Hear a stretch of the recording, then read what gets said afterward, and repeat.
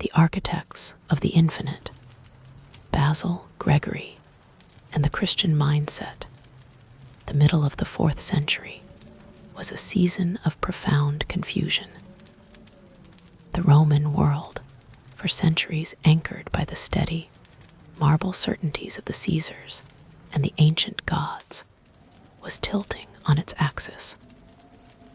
The persecutions, those sporadic outbursts of state-sponsored cruelty that had seen Christians fed to beasts or burned as living torches, had finally ceased. But in their place came something perhaps more perilous, a civil war of the mind. The Church, having survived the lion's den, was now in danger of devouring itself. Emperors, newly minted as defenders of the cross, found themselves presiding over a religion that could not agree on the nature of its own God. In the marketplaces of Alexandria and the palaces of Constantinople, the air was thick with the jargon of the philosophers, begotten, uncreated, consubstantial. To the uninitiated, it was a thicket of abstractions. To the faithful, it was a battle for the soul of the cosmos. Into this fractured world, far from the gilded corridors of power, in the rugged, sun-blasted interior of Cappadocia, 2 men were born who would give the Church its grammar. They were aristocrats who embraced the squalor of the desert, philosophers who knelt before the mystery of a crucified God. They did not set out to be the defenders of an empire. They wanted only to find the divine. History, however, would demand much more. Basil, the aristocrat's rebellion. Basil was born around AD 330 into a lineage that breathed the scent of the martyrs. His was a household of memory. His grandmother, Macrina the Elder, had survived the great persecution, carrying with her the living traditions of Gregory Thaumaturgus, the wonderworker. In Basil's nursery, Christianity was not a fashionable new ideology. It was an ancient, guarded treasure, a legacy of blood and endurance. Wealthy, brilliant, and possessed of a formidable intellect, Basil was a man built for the heights of Roman prestige. He mastered the arts of rhetoric and philosophy in the great centers of the age, Caesarea, Constantinople, and finally, Athens itself. He was the quintessential Roman success story. Yet, beneath the polished exterior of the rising star, a fire was smoldering. Later, Basil would look back on these years of academic triumph with a shudder of disdain.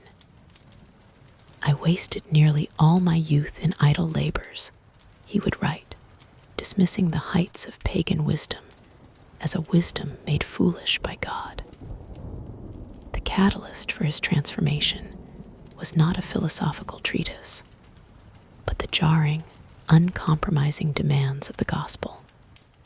Christ's command to sell all, to embrace the poor, and to follow him was not, for Basil, a metaphor. It was a summons. In a move that scandalized his social circle, the young aristocrat did the unthinkable. He liquidated his inheritance. He stripped away the silk of his station. He turned his back on the glittering career that lay before him and vanished into the wilderness. He was no longer a Roman gentleman. He was a seeker. Gregory, the poet of the storm, while Basil was a man of iron will. His friend Gregory was a creature of shadow and light. Born in Nazianzus, Gregory's life was framed by a vow made before his first breath. His mother, Nana a woman of fierce, unyielding piety, had promised her son to the God who had answered her prayers. Gregory was a man of a different mettle than Basil. He was sensitive, melancholic, and deeply poetic. He craved the silence of the library and the stillness of the monastic cell. Yet his life was destined to be a series of collisions with the world he longed to leave behind. The defining moment of his youth came at sea. Caught in a violent Mediterranean gale while sailing to Athens, Gregory watched as the waves threatened to swallow the ship. In that howling darkness, he saw the fragility of his own life and the weight of his mother's vow. He cried out to Christ, promising his life in exchange for his breath. The ship survived. Gregory emerged from the surf, a man marked by a late but total baptism, a man who knew that his life was no longer his own. Athens, two bodies, one soul. It was in Athens, the intellectual heart of a dying classical world, that these two disparate souls collided. In the lecture halls, where the ghosts of Plato and Socrates still lingered, Basil and Gregory forged a bond that would redefine the meaning of friendship. Gregory's memory of those years is bathed in a rare tenderness. "We had all things in common," he wrote, "the same lodging, the same table, the same pursuits." In an age where students competed for fame and the patronage of the powerful, Basil and Gregory competed for humility. They were a two-man counterculture. While their peers sought the great name of a rhetorician or a lawyer, they sought only one title, Christian. They were two bodies with one soul, anchoring each other against the pull of ambition. When they finally left Athens, they did not look for a place in the imperial administration. They looked for the desert, the laboratory of the spirit. Basil retreated first, traveling through the monastic colonies of Egypt and Syria. He saw men who had reduced their lives to the barest essentials of prayer and obedience. But Basil, the organizer, saw a flaw in the radical individualism of the hermits. When he founded his own community by the river Iris, he brought Gregory with him, and together they drafted a new vision for the Christian life. In their retreat, they did something bold. They compiled the Philokalia, an anthology of the works of Origen. Though Origen was already a figure of controversy, Basil and Gregory recognized that the Church could not afford to forget its greatest teachers. From this monastic laboratory emerged Basil's rules, a practical, humane framework for communal living that would shape Eastern monasticism for a millennium. It was a life of scripture, prayer, labor, and silence, a slow, deliberate retooling of the human soul. Both men wanted to stay in the shadows, but the crisis of the Church would not allow it. Basil the bishop, the hospital as cathedral, Basil was eventually summoned to the front lines, elected as the Archbishop of Caesarea. He inherited a church under siege from an imperial court that favored Arianism, a theology that, in Basil's eyes, threatened to turn Christ into a mere creature and the Trinity into a hierarchy. When threatened by the emperor's prefect with confiscation and death, Basil's response was a masterclass in Christian defiance. He told told the official that he had nothing to lose. His clothes were few, his books were his only wealth, and heaven was his only home.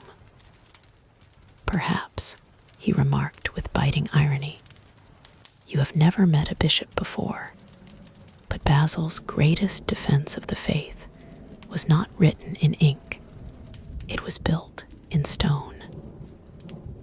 Outside the walls of Caesarea, he constructed the Basilead, a vast complex that was essentially the world's first true hospital.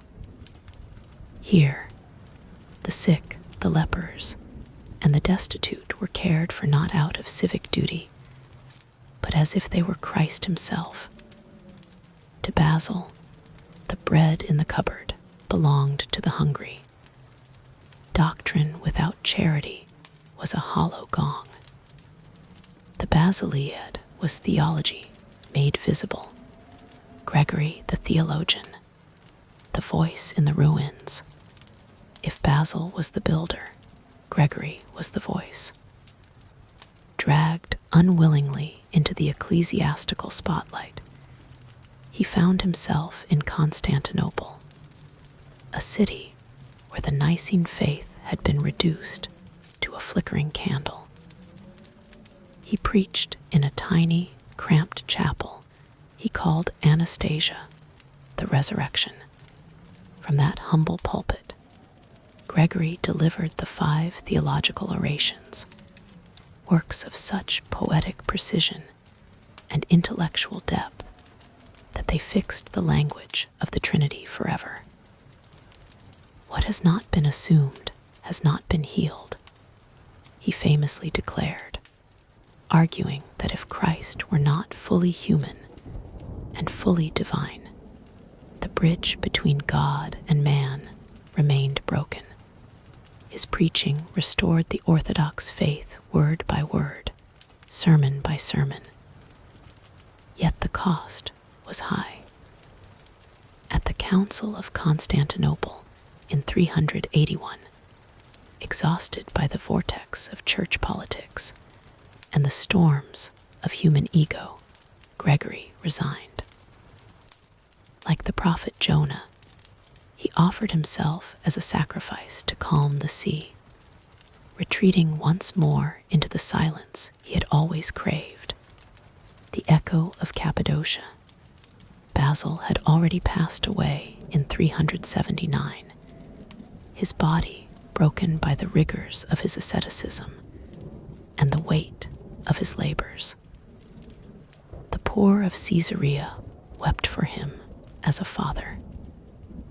Gregory would follow him a decade later, dying in the solitude of his family estate. Together, they had achieved the impossible. They had taken the wild, sprawling insights of the early church and forged them into a coherent, steel-ribbed doctrine of the Trinity. They had fused the intellectual rigor of Athens with the radical charity of the gospel. In a world that prized power and prestige, they insisted that the truest knowledge of God was found on one's knees, and that the greatest service to God was found in the wounds of the poor. They remain a reminder that tradition is not a dead thing to be preserved, but a fire to be tended. In an age of confusion, their whisper still carries, be precise without pride, be generous without fear, and above all, let Christ be God.